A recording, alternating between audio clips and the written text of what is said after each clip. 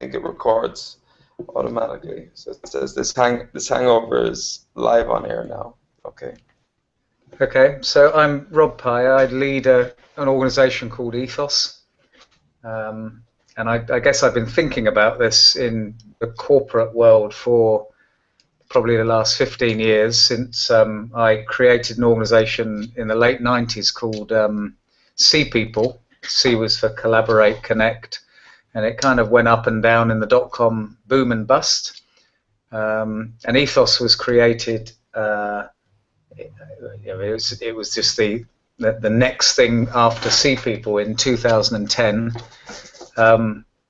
And the first project we worked on and still run is called Team Army, which is a co-venture with the UK military that I can talk later about. But so we're now, an organization that's kind of co-creating via our own small value network, which has got an online community of 250 people and 40 owners. And so we turn over probably about $1.5 million a year. And it's an organization that loosely I lead, but I don't really see myself as chief exec, although that's what they call me. So we're expanding rapidly and want to be global and want to join up with other people who are interested in the subject to kind of make the value network stuff real. So that's me. Okay. Thank you. Tyrese.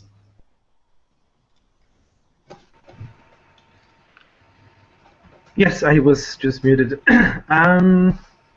So I can't call myself a leader because I have some different ideas about what a leader means in the new context, and I don't want to confuse people using old terminology. But I'm one of the co-founders. Tiberius, can you hear me?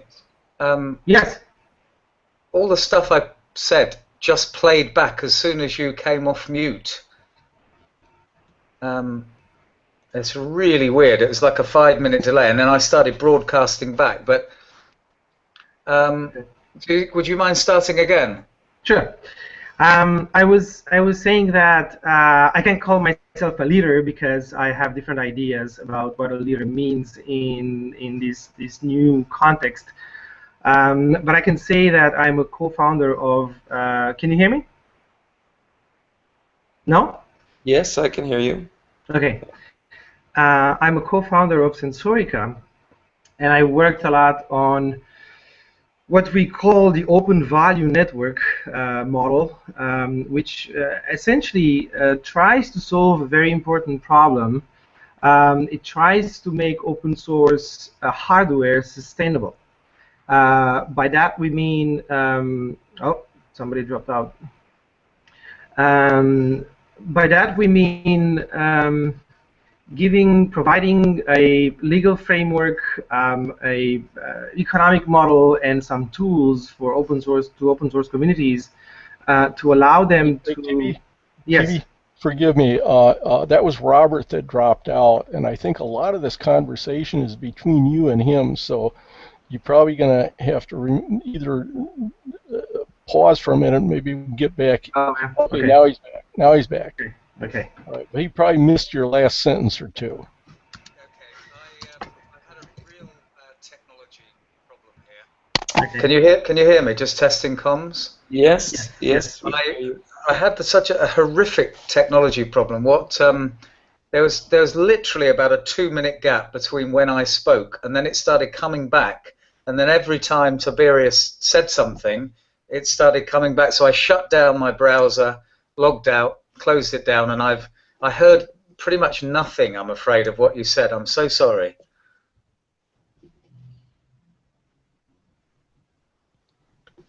Okay. Does anybody have this running through their computer, speaker, and microphone? Because that will cause an echo. Yeah.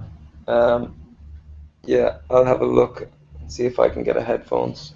Hold on. Just mute. Just mute. Okay.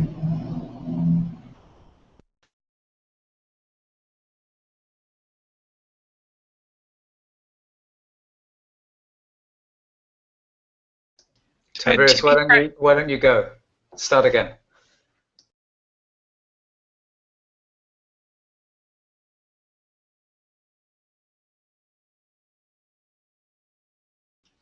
Tibby, are you there?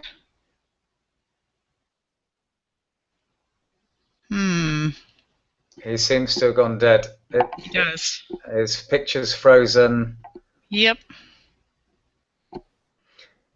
Yeah. What a shame. Dad, this is not an unusual Google Hangout problem. When you get a bunch of people. From all over the world. Yes. You know, we could back out. Hey, Tibby's coming back. I'm muting. Yeah, can you hear me? Yes. Okay. I just went on my. Would you mind starting again? Because I just crashed out of everything previously. It's working fine now. Sure.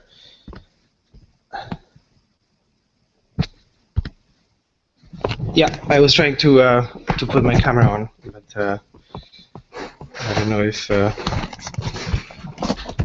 Just give me 2 seconds. Just try to see if my camera can get.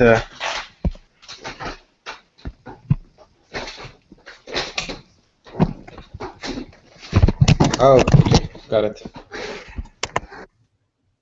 Okay, there we go. So what I was saying is that I co-founded Sensorica, and I worked on what we call the open value network model, and I started to describe. Just to give a short definition of the open value network model. So essentially what we're trying to do, we're trying to solve what I think is a very important problem, which is to make open source hardware sustainable. So what I mean by that is to provide a legal framework, a business model, and tools to individuals that engage in open hardware development in order to allow them to reliably produce, distribute the value that they create, and to redistribute the revenue among themselves in a fair way. And the problem is very obvious. I like to give the example of MakerBot, which is a company that was created within the RepRap community. The RepRap community is an open source hardware community that made the RepRap 3D printer. So MakerBot was created within this community to commercialize this open source 3D printer.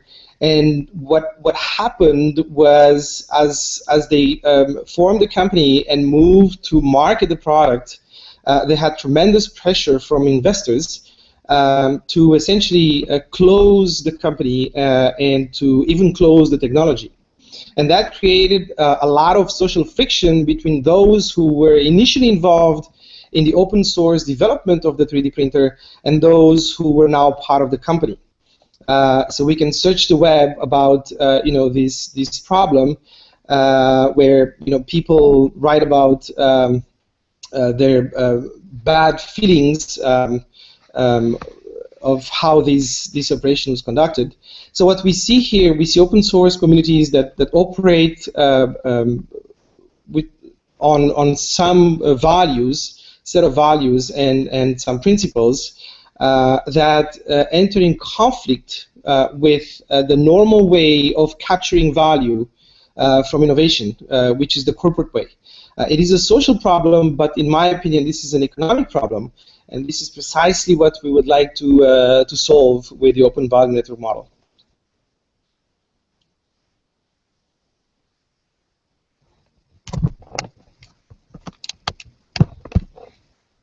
Sorry, I was on mute. Do we need to just go around the table just to do other introductions? Kevin and Bob and Lynn? Yeah. So just very briefly, my name is Kevin Flanagan. I work with Michelle.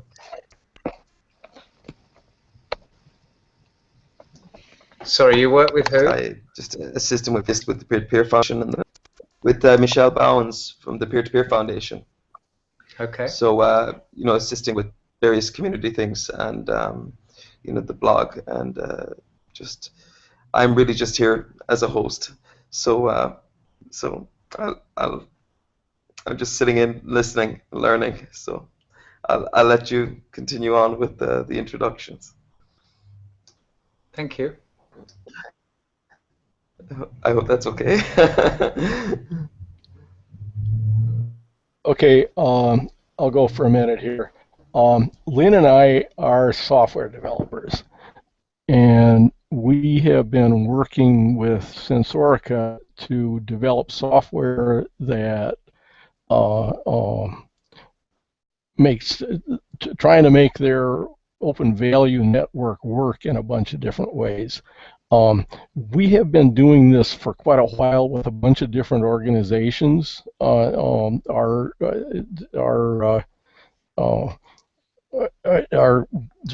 we're coming from this is we think another economic system is coming and is desperately needed. And so we work with people. We think this is being sort of incubated in the existing system, as these things usually do. So there's a bunch of different organizations that are picking away at various parts of this problem. And so we try to find these organizations, and if they want to work with us on software, then we do that. Otherwise, we're happy that they're doing what they're doing, and we'll say hi. That's one of the attractions for Sensorica for us was this whole idea of a value equation, because it changes the economic relationships between the people who are doing the work and now a non-existent capitalist owner. As they have to work out between themselves how any income is going to be distributed. Now, in real life, Sensorica is not quite at that stage yet, so we don't know how this is going to work in real life, but we thought it was a possibly transformative idea. And it's not, this is not in itself, we don't go too far. All of these are transitional forms. We all work with cooperatives, which we like a lot, and so all these are not themselves the next economic system. They are experiments that people are doing that change the economic relationships in ways that seem positive to us. Beyond that, it's just software. It doesn't do anything itself. Okay. Lynn, would you like to say hello? Hello, everybody. I don't really have a lot to add to what Bob said, so I'm going to mute, but hi, this is interesting. Okay, so in terms of the introduction and the sort of the ethos bit, would it help if I just sort of contextualize, like Tibby did, what ethos is and how we're operating at the moment? Would that be helpful? I can see Tib nodding, I think. Yeah. Okay. So the problem we're trying to solve are complex multi-stakeholder problems. I think that kind of picks up, everything. But we're not doing hardware, so most of the innovation is service innovation stuff. So it involves intangibles rather than goods. But doesn't necessarily matter. The models could be the same. Like you're saying, Bob, we see ethos as a stepping off point towards a collaborative commons more than an end game, and it's a transitional organization, and so the governance we have, the methodologies we use, they're working, but they're not optimized yet, and they're still quite heavily linked into legal frameworks that we've been handed down in terms of charities, civil society organizations or private companies. I mean, does that? I'll pause there just in terms of context. Does anyone sort of steer me into which way they'd like to go next, or shall I just keep talking? I'm sort of familiar because John has been told me a few things about your organization, but yeah, go ahead, continue. Okay, so I mean, so in terms of multi-stakeholder networks, we're trying to, in some ways, police the self-interest out of that. And Tibby, you talked about the disconnect between, or somebody that the shareholders and workers. So the cooperative, or getting rid of that distinction is a great thing. So we are an owner-managed organization, and we have three things we play with. First of all, the equity or the capital of the organization. So we're constituted as a limited company, and it's fairly inclusive in that the barriers to get in are quite low.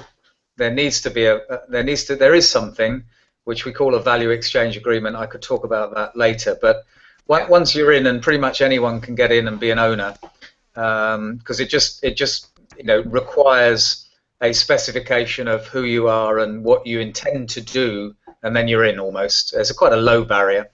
But then equity is allocated to our commons based on a retrospective strategic value. What have you done as a farmer to help the cause of ethos? And there is a methodology. We're not command and control in any way. Every problem we have is solved by a small committee or group of 4 or 5 people that have an extended network to draw on if they have problems. But there are normally 3, 4 or 5 experts around every specific problem, which represent people who are most passionate about the problem that they're trying to solve. So the makeup of so the first element is equity. The second element, and equity is, as I say, is either earned by a retrospective look at the value people have created, or somebody's ability to not take cash out of the organization by sacrificing a dividend, or we have a debt to equity instrument, which means that we can actually raise working capital by a legally valid instrument of actually somebody coming in and saying, I will lend you £50,000, which will convert to equity in 2018, based on not a floating share price, but a fixed share price that increments. But loosely, equity is one of the instruments we use to capture value. The second instrument we use is cash, because we live in the real world. So we generate £1.5 million of cash, and actually we give £1 million away to the military, which is one of our passions, and our businesses and our organizations. And we generate about £500,000 of dividend, which is then divided by our own sort of value distribution mechanism. So the second is how we manage cash, and we have expenses, and we have basic salaries. But if I said that we have about 40 people translates to about 18 full-time equivalents, and the running costs of Ethos are about 20,000 UK pounds per month.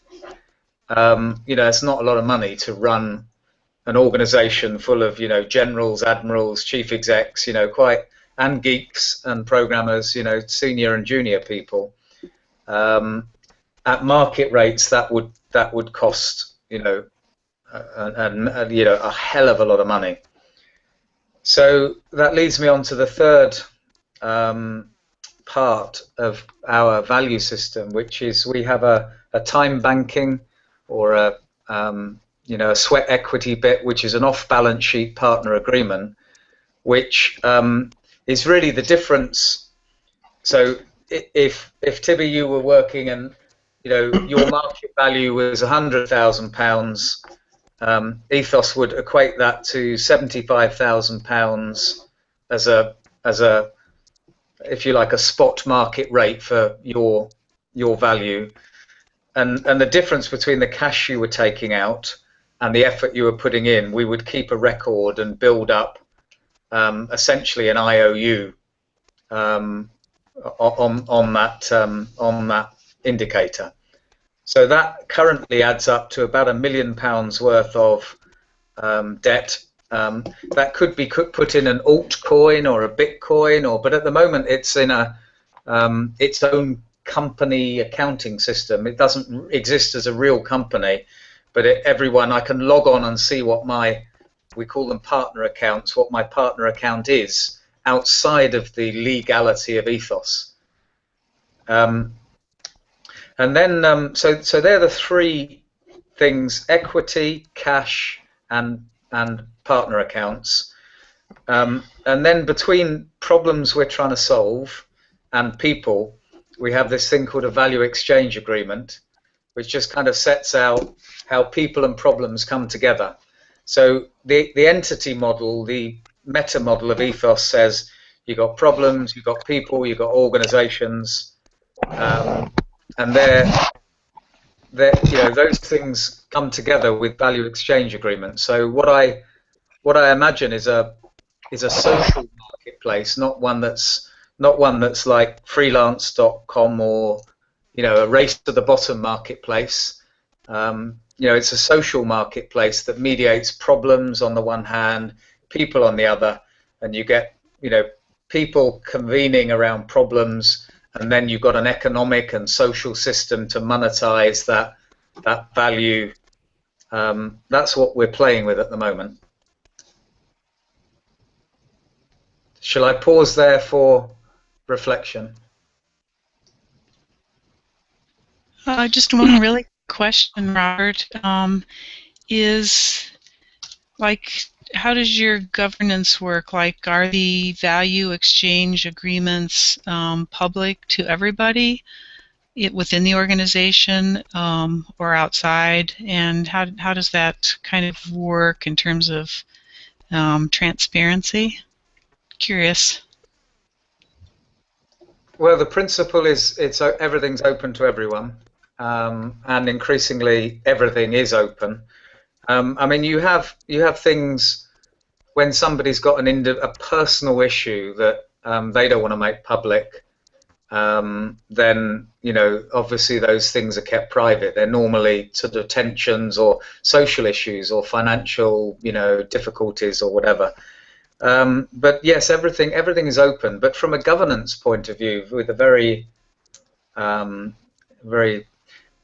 limited, specific hat on that word, the entities can be simply, and big corporates know how to do this, somewhat. They can be the way to ensure you discharge your legal fiduciary responsibilities and stay out of jail. So these working committees that I've discussed, which fully, whether it's per city, per country, whether they're chapters in countries, etc., they can link into the governance that is necessary in today's society, with a very specific set of delegated authorities, so that the entities themselves almost become, if you really did mean governance, the ability to say no rather than any command and control philosophy. So, I'm with you guys on the horizontal integration, the distributed, network bit, but the linkages really. So as sort of organizational architects, then we want to provide stepping off points from institutions to networks, rather than you could have some altcoin embedded protocol that kind of just created it all from scratch. But you know, I think that's too ambitious even for me to contemplate at the moment. Unless you've got one that'll work, in which case it would be great. But you know, does that make sense? Mm-hmm. Yes, thank you. Okay. Can I add something here about Sensorica? Okay. So there's another way to see what we're trying to build. Okay. Everybody knows about crowdsourcing of problems. This is essentially looking for people with specific skills to provide solutions, and crowdfunding. Okay, these are two very important practices that are now mainstream. And basically what Sensorica does, what we're trying to do with our open value network infrastructure, the things that Bob and Lynn are working on to program, is to bring together crowdsourcing in terms of skills and crowdfunding. So how it works is that projects within Sensorica can be seen as enterprises, and they're open enterprises, meaning that the resources you need to work on a project are essentially sitting outside of the organization. Okay, this is what we mean by an open network or an open enterprise. Okay, in the classical world, when you have a project within a corporation, you are limited, you are bounded by some constraints, which are budgets, number of employees, physical assets like space and tools and equipment and materials that you can use. And project managers, the way they go about it, they try to analyze the project and to assess the needs for the project, and then they look inside the company to see if they have resources in order to conduct this project. And if they don't, then they're going to try to raise some money, either through private investment or loans from a bank or whatever. But the realization here is that there is a focus inward, the organization, and this organization is bounded by some very fixed constraints, like budget and number of employees and so on. Now, within Sensorica, we see things very differently, or we should see, because the culture is still not there in order to have this fully operational. But the idea is to see projects as open, so to realize that most of the resources that you need for projects, they're out there. There is somebody in the world that has the skills to solve a problem. There's somebody in the world that has some money to buy some materials. There's somebody in the world that might have a piece of equipment sitting in the lab unused that can contribute to a project, on and on, okay? And we're trying to put in place these systems where you set up a project and then you generate needs, and then you broadcast these needs. Okay, we need a certain amount of money to pay the bills because we're operating within this space. We need this kind of equipment. We can either buy it together, so you send out a request to people to chip in some money in order to buy it, or you send a request to somebody that might have it to share it. And all these people that contribute with money, time, materials, they are basically contributing to projects. And that contribution is turned into equity. Okay, so this is another way. To see what we're trying to do. We're basically putting crowdfunding and crowdsourcing within the same platform, and every project is seen as an enterprise which is open, and we work in this paradigm of abundance. Okay, stuff is out there, and we just have to define what we need, and to be able to broadcast these needs through social media and get these resources to make the project happen. I want to talk about something else you spoke about. the value exchange agreement and evaluation of contributions. I'm not pretty sure I understand how you do that. But the way we set up to do it within Sensorica is to essentially log activity. Okay, so people that work on projects, they log their time they spend on different tasks. It can be office work, which is something that doesn't really have a deliverable. It's just continuous work that piles up, administration, paperwork, coordination, meetings, and so on. They can also do R&D, in which case there might be a deliverable, which is an R&D document that explains a phenomena, explains a new process, explains how a new prototype works, or somebody can do some assembly or some manufacturing, in which case there's also a identifiable deliverable. It can be a prototype, it can be a product, and so on. The idea is to log these contributions as you go on, and then to do an evaluation based on time spent, based on the deliverable, based on quality of the deliverable. So it's a mix of different what we call indicators of value. Okay, but the important thing is to have all these contributions logged as you go, and to reach a day where, when it comes to evaluate the contribution of each member, to have something to work on. And the main idea here is to eliminate as much social friction as possible. Because if you don't have data, past data to rely on, with some peer review mechanism, okay, you open the door for a lot of debates around, yeah, but I don't think you work that much, I don't think this is so valuable, I don't think that task is worth that much time, and so on and so on.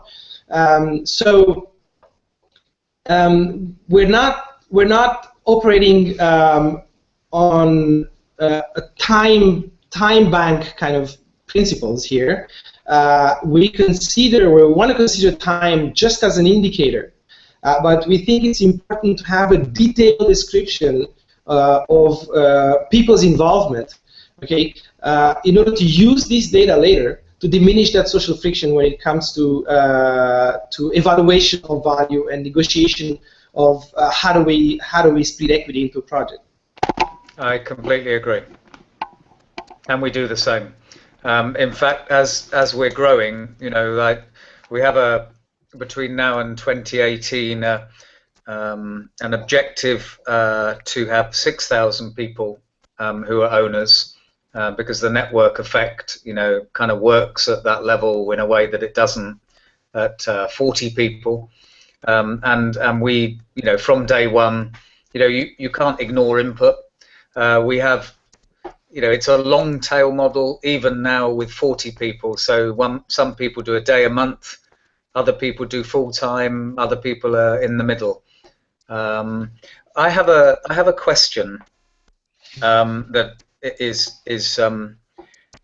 quite important to me to understand, you know, how you're working. So I get the crowdfunding, crowdsourcing. I think I kind of get the big levers of the model.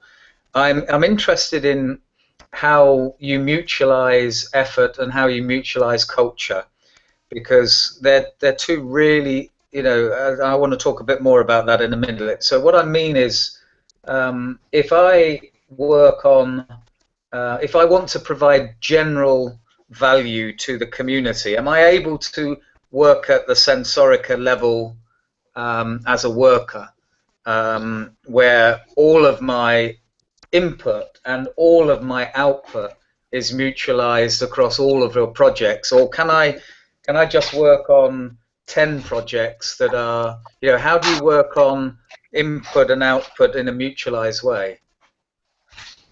Yeah.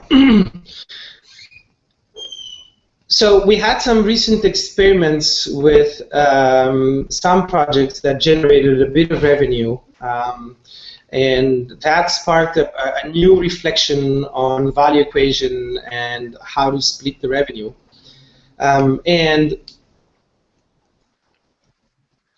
I don't want to get into too many details because this is going to be maybe too technical and a bit long, but there are essentially two levels here. Well, there are maybe three levels.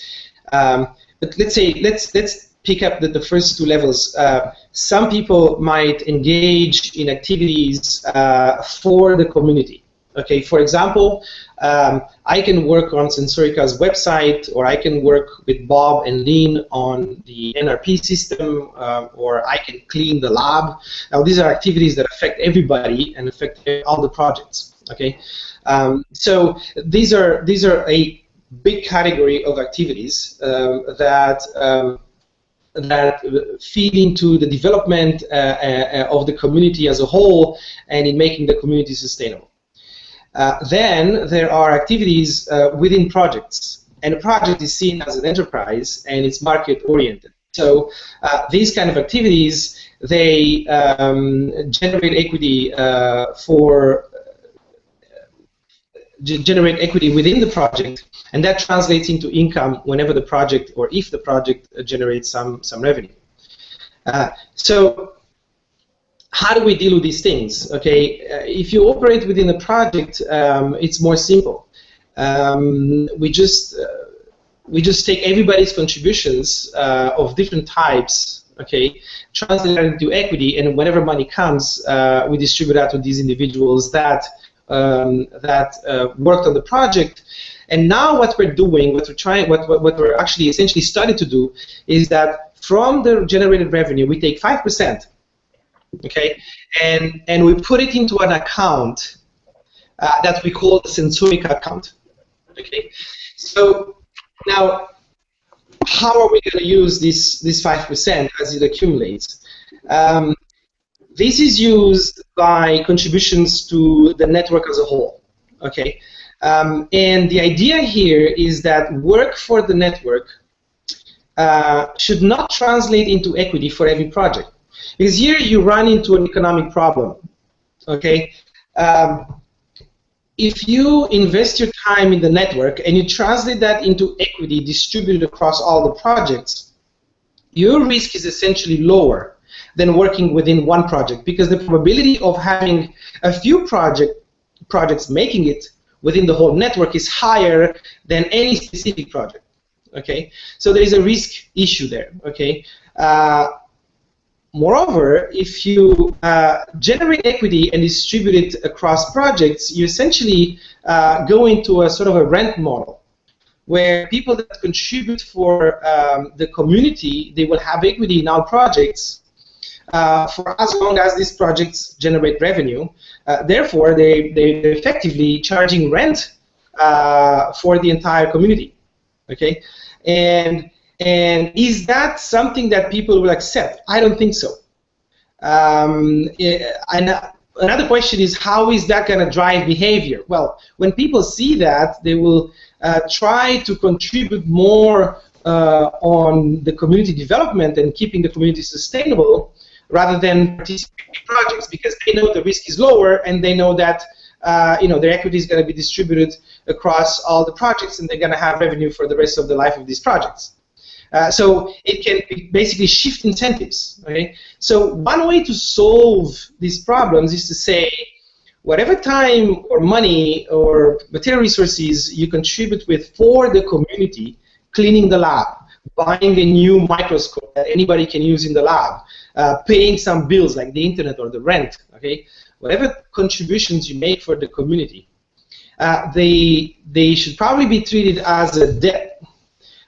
So these contributions are logged, and that 5% that comes from revenues that are generated by projects will slowly pay back these individuals that have contributed to the community, pay back the market value of their contributions, plus some interest. Okay, which now we tried 20%, we put 20% in one project, and there's a debate, there's a discussion somewhere between 50 and 20%. interest on top of that. Why? Because when you contribute to the community, you don't get paid a salary for as long as these projects don't generate revenue. So it's still a form of investment. You're taking a risk. What if Sensorica collapses tomorrow? Then all your investment in the community is lost. So in order to compensate for that risk that you take, we take from this 5% inflow, okay, within this account. We pay the market value plus a sort of an interest. So this is treated as like a debt. Okay. And I mean, I could answer how we solved that problem, which has sort of changed over not the last 4 years, but since Ethos has been, but sort of in between the 90s and now, how we used to work the methodology very much project-based, but the value exchange, you know, would allow someone to be quite specific on their proposition of which part of the community or which part of the projects that they exchange value on. So it could be as simple as somebody actually immediately creates value by being a consultant working somewhere and leaving 20% in Ethos or so. It's a really, or it could be as simple as, or as complex as, I'm actually going to put all of my time into developing the community and I want a return on the whole thing. Or it could be a portfolio project. So that the having the value exchange instrument allows not for there to be one system, but every individual through their life is going to have a different set of personal circumstances and equations, and every business model will be different for every project that we do. And the thing is how to industrialize really the value exchange and the market, or not the market, because that's probably a bad metaphor, but the system, and the systems are systems that kind of bring people and problems together. Because if you take a general in the army who's got a full pension, but actually wants to do some civil society projects, he may be able to invest a lot more in terms of, I don't need any salary for 2 years, 4 years, 5 years, or I've got a chunk of capital I can invest. And so he can play a long game or a different game. Somebody who's a coder straight out of university may need to find a value exchange that gives them a security of 20,000 a year. What is my biggest, I mean, other than getting the technology, and we could talk about the platform, maybe that's a really interesting, because it's a key problem we have in Ethos. We've got loads of technology, but it needs to be a sexy, shiny user interface. I could talk about that, but probably the biggest problem we have is culture. And an industrial way of solving problem is organization, product or service, work, labor, delivery, and that sort of left to right thinking. And we're going about this by saying problem, people, organization. We build an organization at the end of once we've got a delivery, and aligning people to collaboration, trust, and moderation, and our value set is critical. And it's not just the methodologies, the economic system. It's actually the whole problem-solving philosophy. And once we see people behave in that way, that's it. They can be part of, there's no mentoring, coaching, but people, when they come into Ethos, need a lot of, this is not self-serve. In order to get them to think in the right way, it requires, at the moment, some human intervention. And I wonder, there's all sorts of tragedies that we need to avoid. The tragedy of the commons, or self-interest, or one of your projects could be successful and just totally hijacked by venture capitalists, or just so many bad things could happen. And I wonder I wonder what you have to say on culture. I've been saying a lot of things about culture lately because Sensorica went through a crisis, and now slowly it's picking itself up again. And we have an open document, and there's a few people reflecting on what happened and why did we have the crisis and what is the way forward. And I put culture as the main problem of Sensorica. Okay? Is that something you could share with me? Because I'm most passionate about, you know, a common philosophy and culture.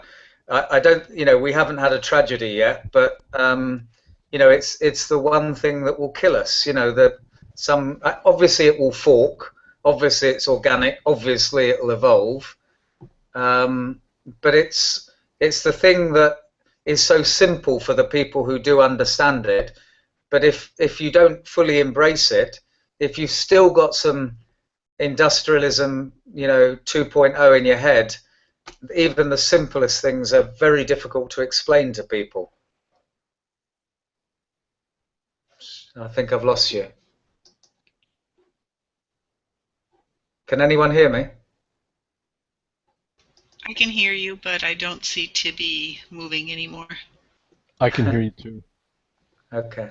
I just got to the most exciting bit then. I just want to share. Oh, I like that bit. That was good. Tibby will like that bit too if he gets back. Looks like Kevin's still here. Before Tibby gets back, I wanted to say I really liked your emphasis on starting with a need. I think that's really interesting, and I have a nice little PowerPoint I can share with you if that would help. That's got all of this stuff on Google Drive. Just if you hold on a sec. I might have seen it. I saw one that explained a whole lot about what was going. Okay. Yeah, and if it's got problems and people and organizations outlined in it, I can see. Oh, somebody else is on it actually, but. If you want to put it in the chat, I'll look at it again because maybe it's a different one than the one I saw. I saw one that explained a lot of the internal workings of ethos, which I found fascinating also. Okay, so there's one in the chat now. Yep. On Google. Yep. Okay. I got it. I can see you're on it anonymously. Yes, that's the one. Yes, that's the one I saw. Yeah. Yeah. I mean, if you see slide 4, which is approach there. Yeah.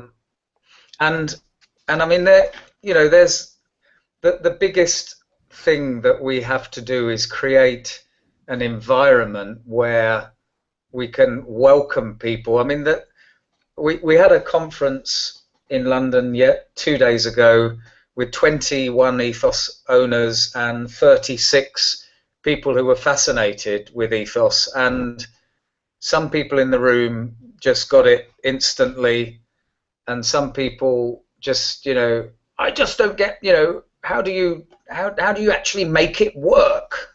You know, how does it work? And you see the symptoms of people having intellectual problems with how to make it work quite frequently. So the cultural side is just so important. We agree. I think you're Tibby again. I'll mute again. Hi Tibby, I think you crashed there for a second. Yes. We were just getting on to the most exciting bit there, talking about culture. And you said you had a shared document, and I said, is that something I could look at? Is that document? Because, you know, I think we do need to share experiences on this. Yes. I was just talking about, you know, one of the biggest challenges and exciting thing is just helping people think differently. Yeah, I think you know, when I was in Paris for WeShare, I shared a lot of problems that we have with other peer-to-peer communities there, and it seemed that there is a pattern of problems across the board It doesn't matter what the peer-to-peer community specializes on, what is the realm of activities, but there's a pattern of problems, and I think we need to work together to basically find solutions. Okay, put structure in place, put processes in place, put I don't know, tools in place in order to solve them. So basically, related to culture, there are very well ingrained mental models about how the world works, and that hinders people from being very effective within peer-to-peer networks. And you spoke about the long tail, you spoke about large scale. I do have the same vision about Sensorica. We can basically not exist at a very small scale in a market that is highly competitive, which is the high tech market of hardware market. So basically, in order for us to be able to sustain ourselves, we need to innovate fast, and we need to be first to market, because we are distributed open source products with absolutely no license. Well, Creative Commons license, but no, giving the right to others to basically commercialize the same products. So in order for us to be able to sustain ourselves, to be able to capture value, the strategy here is a fast-to-market strategy. It's a fast innovation, fast-to-market strategy. And this builds on open source innovation. We know that open source is hyper-innovative.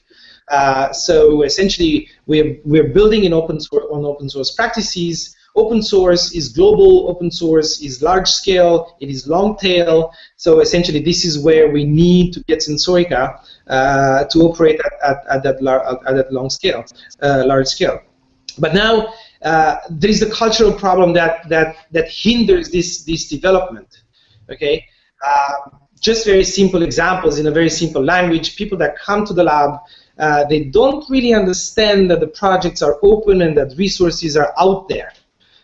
So they still try to think in terms of closed classical enterprise, try to source stuff within the network, use stuff that is in the lab, try to solve problems with people in their vicinity, those that are in the lab.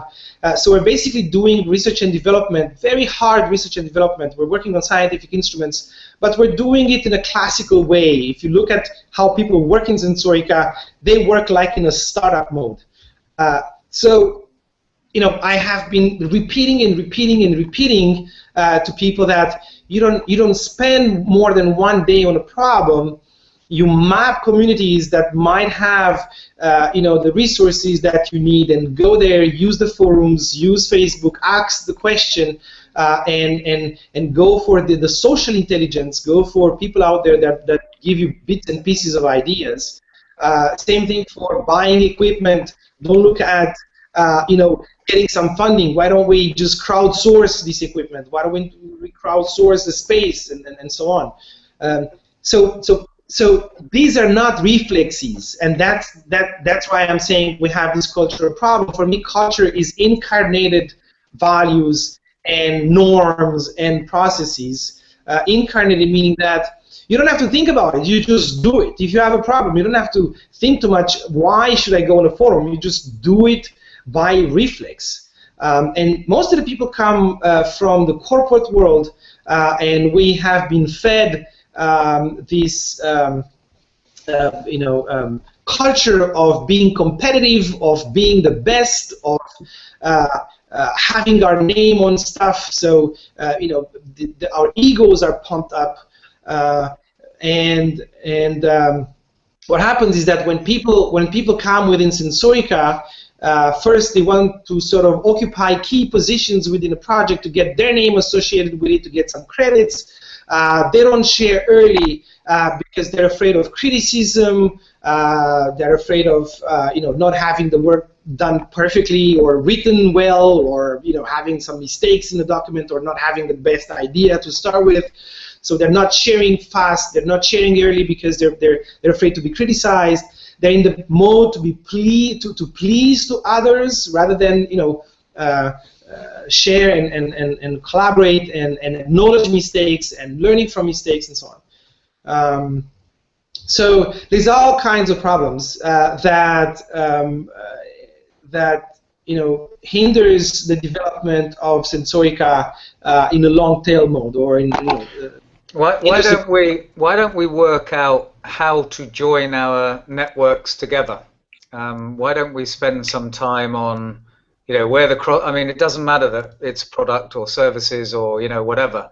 I mean, we're probably sufficiently close, struggling with the same concepts, and that actually I think we should look for a network of networks who can shortcut lazily. You find people who understand philosophically the culture, you bolt them together, you work on the widgets to interface it, and that should be a good leverage, right? Yeah, I'm all for federation, and this is starting to happen in Europe much faster than it happens in North America.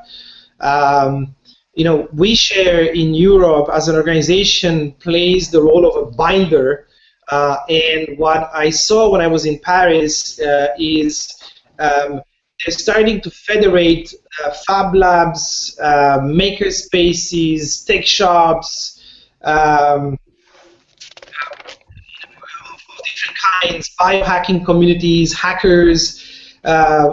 They're starting to realize that all of these communities, they focus on some problem and they master some processes and they specialize on something. And now there is time to federate them into a larger entity, into a network of networks, so that they can increase their capacity overall, and they can also provide more variety. Okay. One caution is that I see that there is a competition between the old ethos of venture capital, intellectual property, and a new ethos, even perverting open source. When it comes down to it, these values that we talk about permeate, both intellectual property paradigms and open source paradigms, and it's not as simple as saying open governance, open source, because the commercialization models that sit around open source, whether it's Red Hat Linux or whatever, are actually a mindset of capital and intellectual property that say, well, okay, invent it all for free and then we'll just float it, we'll IPO it. Well, so I think that it's not as, it would be a mistake. We see this in the open source movement in the UK. We've got something called the Open Knowledge Foundation and the Open Data Institute, which are both open source institutions. And the OKF behaves more like a venture capitalist than a venture capitalist most of the time. And the Drupal fraternity, can get so embedded to their own open source code that effectively they've got their own patent mechanisms, because nobody can touch their code other than them. So it's kind of, it's the Animal Farm thing. It's not as easy as putting a label on your head. It's philosophically, culturally about the mindset of, do you share, and how you actually divide a return, and whether you are, philosophically a Tim Berners-Lee or a Bill Gates or Steve Jobs. Now, each of those are operating stories that are quite radically different in their mind in terms of value creation. Sorry to be, I see a lot of people around with very good intentions when it comes to open sourcing what they do. And somehow they do understand the value of operating within the open source paradigm to acquire more information and be able to innovate fast. The problem is when it comes to capture value. And so in the hardware world, I think it's much easier to capture value from open source hardware than from open source software. Just because open source hardware behaves very differently. The scale of production and distribution, the cost of production and distribution scales with volume. When you do a piece of software, reproduction and distribution is essentially zero. Okay, so that difference alone makes open source hardware much better when it comes to possibilities of extracting value from your innovation. Assuming that you're first to market, that you're fast innovating. Okay, so the copycats always follow within 6 months, a year, so you have the time to do something else, to move forward.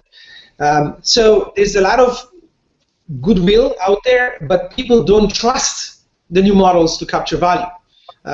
People still don't understand what Sensorica is trying to do, and because we don't have a lot of history, and because our model is not entirely proven, demonstrated yet, okay, people don't trust it. So, in order to pay their bills, they default to old models. So there's a pressure there to default to old models. Culture is part of it, but also, having a reliable alternative, it's also part of it. If we demonstrate, I believe, if we demonstrate that Sensorica's model for capturing value from open source hardware works, a lot of people will just try to do the same.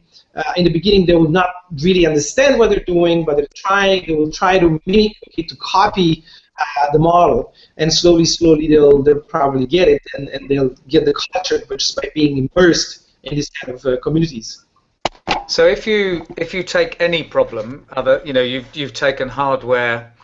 If you take a solution that is purely about knowledge and people and service, like what we're doing in Ethos, I think everything you say applies to what we're doing in Ethos as well. It's just that our solution is not first to market, large numbers. Everything we do is done best when there are not going to be millions of them in the world, because if you take every problem as a multi-stakeholder problem, if we can prove we've got the right social capital, the best solution, the best people, the best networks, we can capture value that Ernst & Young or consultants can't capture, because they're limited to their perimeter, their resources, and we're unlimited because we draw on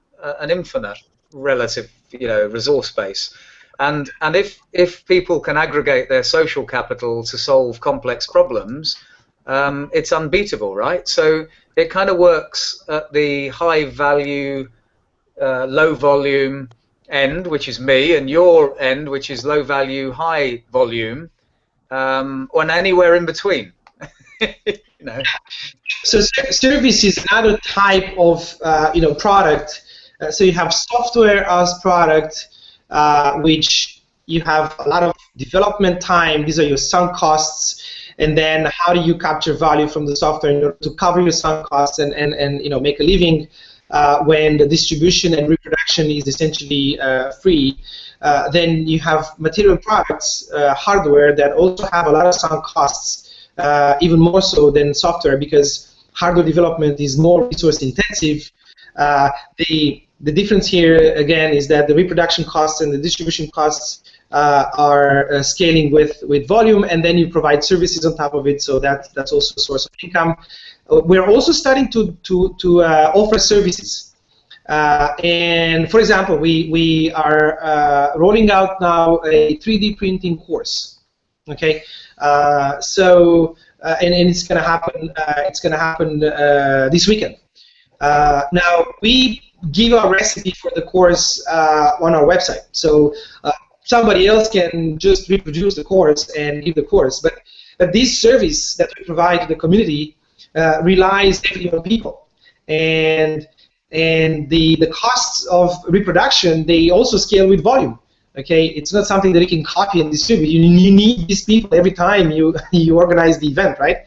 And since it's highly dependent on people that have certain skills, that have certain culture, and work well together, I think we can have an edge. We can have an edge, you know, having a brand name and so on. So services are also very good products when it comes to open and transparent organizations, because you actually can very easily extract value from them. Yeah. So you know, the summary is people have to trust. They have to earn money. There has to be proof, and there has to be scale. And I think, you know, the dynamics of how, you know, whether it's software, whether it's service, actually that's not the key problem, because all you know, everything has capital, it has sunk cost, it has incremental, it has, you know, so it has these sort of dynamics that, you know, maybe are less difficult to solve than actually just a body of evidence and culture that encourages people to behave in a sharing way, more than you know, a sort of winner takes all or a closed environment. Okay. I see Johnny's there. Hi, John. Hello. Hi. I'd just like to add, you know, I've been listening for the last little while. The issue of making, for any given individual who's a contributor in a network, that regular, tangible extraction of value in terms, or in other words, what we today would know as payments on a contract or a salary that we get in order to fund our lives in the systems that are currently those that surround our lives. I've been thinking about the example Robert showed me of the infrastructure for Ethos, the personal store to which you as the user or owner contribute your skills and what you've done, and other people contribute to. And I think it's very much an early precursor of a mechanism that will replace in networks of value, that will replace job descriptions and salaries. And I think that's we've talked a lot about trust, and I think the thing that holds together traditional hierarchies thus far is that thing that we used to call a social contract that people are still fearful of. In other words, I have a job, so I can go to the bank, I can borrow money, I can get a mortgage because I have X amount of pounds or of dollars coming in every month, and there's some employment law surrounding that and so on. So that's the basic mechanism or the prosthesis for trust today that people are having to migrate from one way or another. And so we have to, as soon as possible, offer them, when they begin participating in networks of value, something that they can hold on to, that they can touch, see, feel. The value exchange document and the infrastructure of the store are beginnings to that. But they take a little bit of explaining to people in terms of, you know, this is kind of a replacement threshold trust mechanism or what have you. But I just want to add that that's what I've been thinking about. I doubt that it's perfect yet. I'm sure that it'll evolve, but I think that the basic logic underneath it, sorry, Tiberius, I think you've been working on a value accounting network as well with Lynn and Bob. I'm just not as familiar with it in terms of having seen what it is yet. But I think those are things that are going to be very, very necessary as fairly soon needed next steps as networks begin to get more traction, begin to scale, begin to federate, etc. So there's a clear vision in that, and I just wanted to say how happy I am. John's become a partner of Ethos today. I noticed a value exchange come through the post electronically, and so now John's an Ethos partner. So welcome, John. I'm very excited. Thank you. This is a ceremony. But I was just going to say, so you could imagine somebody with their open value store goes to the Bitcoin bank manager and says, I'd like to borrow, 40,000 coins, please, because my social capital is ranked at this level. It makes sense that in an informational network world that it's not about who employs you, how much you got in the bank. It's actually about who you are. And in fact, the big PR companies and the reputation managers, it actually is not about Facebook. It's not about Twitter followers, but it is really about what your social capital is, what you're able to do. And I could see that the personal stores can be a monetization mechanism for that at some point. I mean, I think it is a danger of veering off into futures that are 20 years ahead of what we're doing now. But you see with what's happening with altcoins and that sort of thing, that you can use this if you can write some code for it. Well, what we're seeing everywhere is some form of alternative currency becoming the mechanism for trust in a given community. I've just been working with, as some of you here might know, just as a kind of a lurker, an advisor with a group of students in Italy around designing their own art and design university because their school is threatened. And they produced a very nice video, actually, one with me and one with Michelle Bovens, explaining this. But what begins to replace the credentials are earned currency, earned alternative currency. And if you think about it, I mean, we've always known that the world's monetary system is just a symbolic representation of a system of trust and exchanges. So we're really just, thanks to Robert, thanks to Tiberius, we're beginning experiments.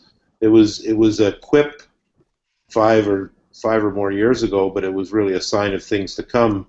When if you were active in Web 2.0 or social networks, the quip at that time was your brand or your reputation is what Google says it is. And I found that I've been active for more than a decade, and there are some very useful social signaling capabilities and effects that are you can tell a fair bit about a given person's reputation if you bother to look around a little bit.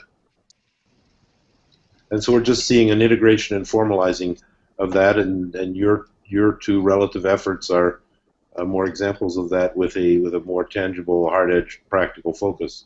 Okay, I'm going to need to call this session for my part to a close in 5 or 10 minutes or so.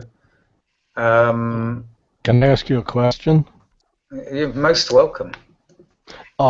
You said at one point to Tibi, let's join our networks. It's 1 minute is probably not long enough to explore that, but that would be a really interesting topic to explore in more detail. And I'm just putting out there as something to follow up on. Well, I would be interested. I mean, so we use a number of different systems. I think we both use Google quite extensively. So a lot of our documentation that drives our business is Google. We use a system called Podio, which is a social, project management social system. Although we started on wikis, we're not using wikis at the moment, and I wonder whether that's a mistake. We use something called Salesforce.com, which has got a meta model in it for the businesses that we're creating, including a value exchange capture. So some of it might be just understanding how to systematize. We did use a system called Crisply for capturing time. It's a new social time-keeping tool, but that was, we still use it, but it's just the time capture is not really very robust at the moment, and it's a problem as we scale for all the reasons Tibi said earlier. We use a system called for all of our financial accounts called something else. I've forgotten even what it's called now. You know, and we've got WordPress sitting on top of a linked open data store developed by a company called Semaphore, who's linked to Tim Berners-Lee and the open data movement in the UK. So we're kind of you've got lots of technology, but we really don't have enough people who are driving the evolution of ethos technically. Sorry, let me get rid of this.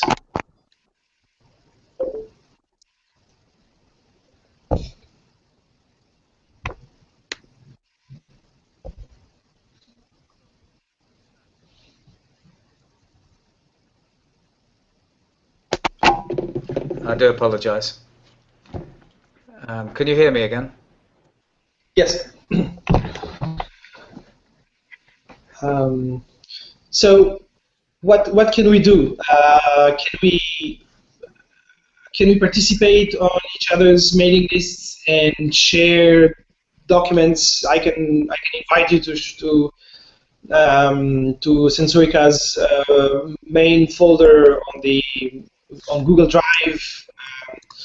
This is where we have some information that is not necessarily transparent. Most of it is about the model is on the wiki and GitHub and other places. Right, I think I'm not hearing you brilliantly. Can you hear me? Yes. So we have good case studies, but we need to become more transparent, and that's not.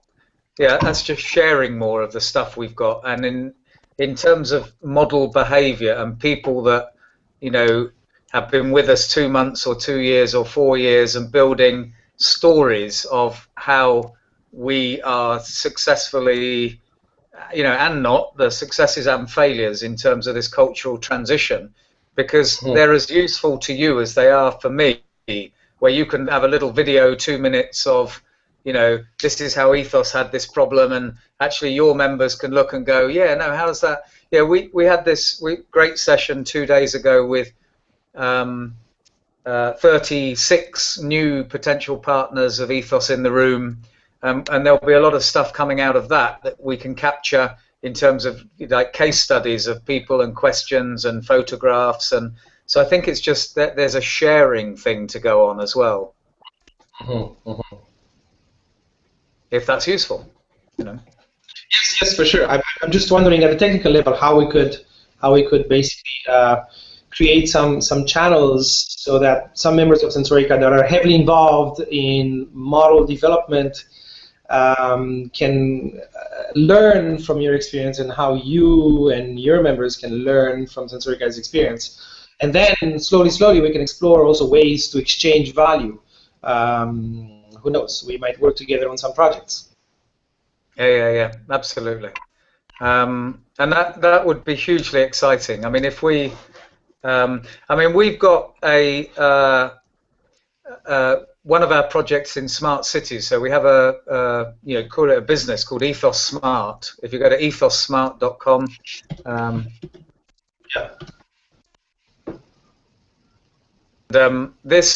This is developing a huge number of opportunities. So we have a parking innovation looking at publishing open data, real-time space availability in cities, and we've got 12 cities in the UK that want to do that, and part of it is building out the sensor network. So, you know, there's a whole Internet of Things, but initially it's sensors about parking space and it's street lighting and stuff like that.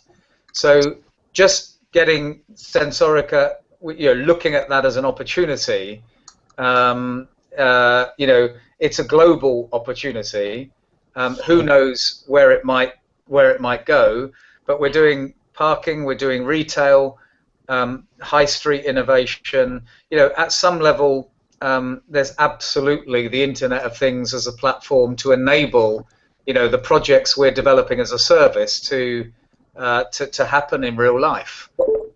And what we're interested almost is the managed service that delivers you know, people driving more efficiently and effectively in their smart cars, you know, as a service forever. And of course, that relies on, you know, every architectural level you might imagine.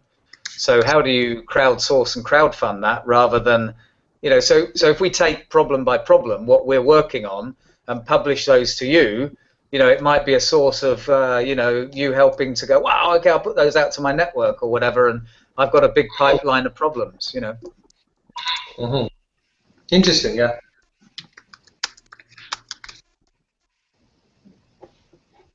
So, I mean, I think we've come a very long way.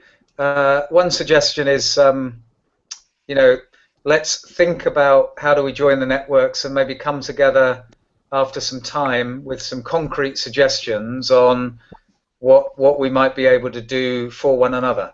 And I'll think, and you think, and we'll all think, and maybe, you know, Bob, if Bob and Lynn, you know, your software people, you know, we're desperate for some ways to codify in every sense of the word, you know, the stuff that we have at scale. So, you know, there's a lot of learning to do.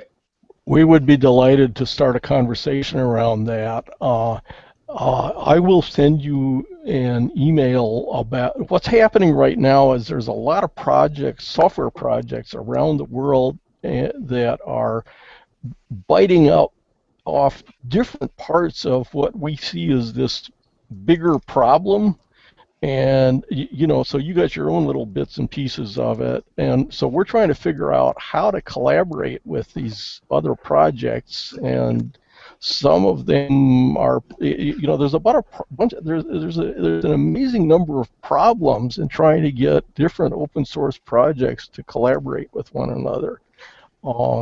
So the coach goes back to some of the cultural issues, you know all about it. Okay, so I will send you an email and I'll share, you know, I'll put everybody else on it and we can see. That would be an interesting side conversation. It's different from this other conversation, which is Sensorica as a value network joining up with Ethos as a value network, which is also, I mean, they're related, but they're not exactly the same. You know, I mean, just as a complete quick aside on the, you know, we've got some very deep sort of database level coders, etc.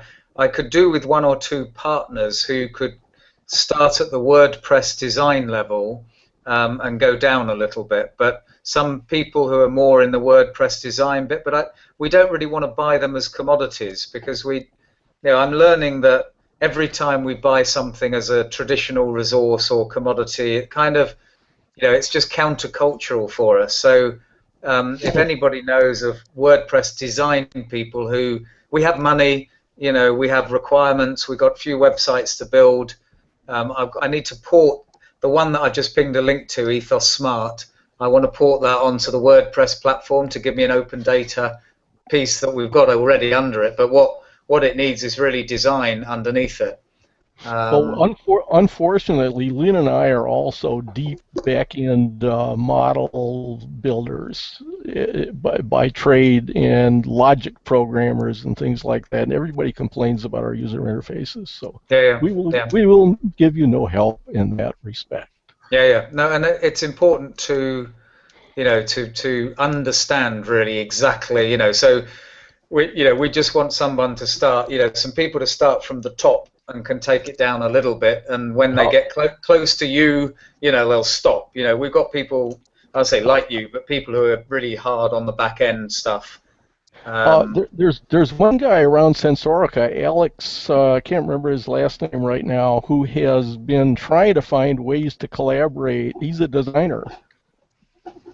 Okay, well that was the sort of person we want, but they have to not be a pure designer. They'll have to be able to be a WordPress designer, if that makes any sense. Yes, it does. Unfortunately, I don't think Alex codes. Yeah, I mean it doesn't need code, but it needs, you know, it needs to be not a designer, you know, somebody who can make WordPress work and take it down to.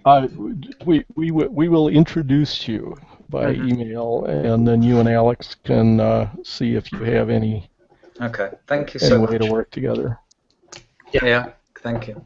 He also knows some people. Actually, he's from London, Alex.